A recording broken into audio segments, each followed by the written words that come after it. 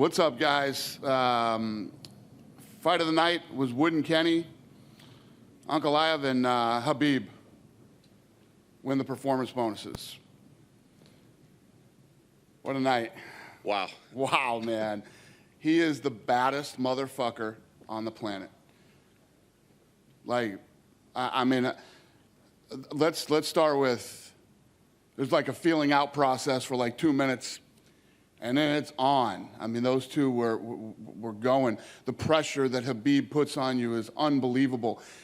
Literally didn't respect his punching power, just walked right into everything, did what he wanted. When he started to go for like the armbar in the first round, I was like, oh my God, he's gonna try to pull off an armbar. You know, then the second round, he keeps the pressure on him, starts to go for that submission. I was like, oh no, right? And he locks it up, gets it, and chokes him out. Unbelievable. And he didn't lose either round. Have you had a chance to speak to him yet? I mean, obviously, I think we're all a little bit surprised by his decision. I mean, I think we all understand his emotion coming into this, but have you spoken to him yet? No. He was in the octagon. We were all just standing around listening, and, you can tell. I could tell it almost smelled like an upset tonight, the way that, he reacted at the weigh-ins, the way that he acted when he was walking out tonight. He didn't look like himself. Breathing heavy and taking deep breaths, and but wow.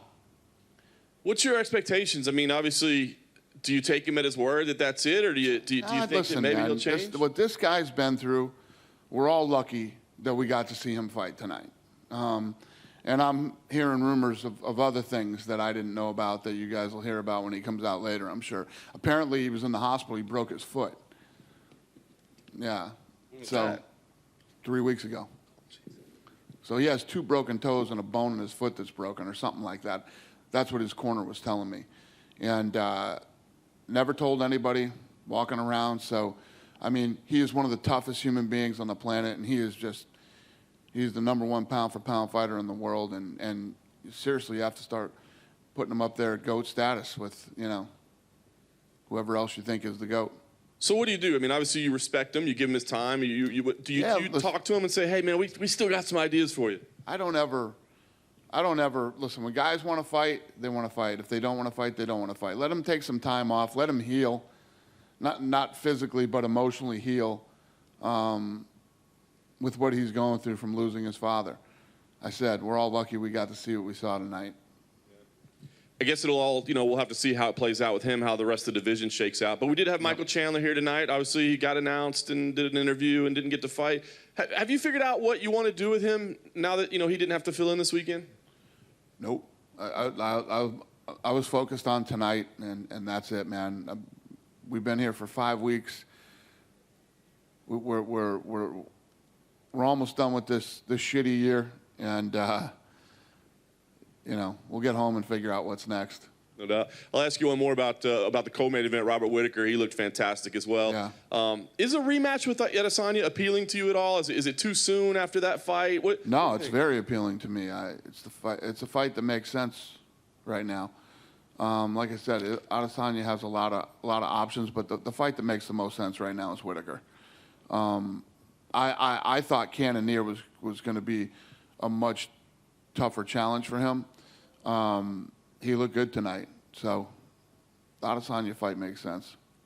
I know we're all excited to get back to Vegas and start there again, but there was a big announcement tonight about Etihad Arena and that'll be open next year. Have you started talking about 2021 yet? And tomorrow. I have a big meeting here tomorrow, so. Do you have an idea when you think we'll be back? Late January, early February, maybe. Go back home, do a bunch of fights at home, and then we should be ready to do, some international fights, title fights, and things like that. The end of January, early February. Nice. And last thing for me, since he's the hero of Fight Island, Hamza Chimaev, of course, you mentioned the other day in an interview, him and Leon Edwards. Just want to get a status update on that. Is that signed and done? Yeah. Is it signed, guys? Who's in here? Yeah? Done. Signed. Signed, done. December 19th? Yeah. Awesome. Thanks, Dan. Thanks. I'm excited for that one, too. Before this fight, you mentioned that you had something big coming for Khabib. Obviously, he's retired now, but can you tell us what it was? No. Hey, Dana. Hey. I know you said you don't know what to do with Michael Chandler, but could it be something like him and Tony Ferguson as the coaches of The Ultimate Fighter? I know you're looking for coaches for that show. Would that not make sense? Yeah. No. Yeah. That's interesting too. But I don't know. I don't know yet. We'll see what happens. In MMA, we see a lot of retirements and then a lot of guys unretire. But with someone like Khabib, in your personal opinion, knowing that he promised his mother that he wouldn't compete again, do you believe him? I do. Yeah. And then earlier today, Floyd Mayweather did an interview and said that you guys have been in talks and you guys are going to be working together. And I know that recently you said Zuffa Boxing is benefiting from the coronavirus. Is that linked? No, I didn't say Zuffa Boxing was benefiting from the coronavirus. I said that there was interesting things going on out there that I might be able to put together that I would be interested in. I only want to put on fights that are the best fights. This is what we do. We put on the best versus the best, and the only way that I would do anything in boxing is if I could do that. And there is an opportunity, so I'm looking at. But yeah, I told you guys a long time ago that me and Floyd were talking about doing something. And then last thing for me, earlier this week a report came out with some allegations against Mike Perry from his ex-wife. I was wondering if you'd heard about those and if that's something you're investigating.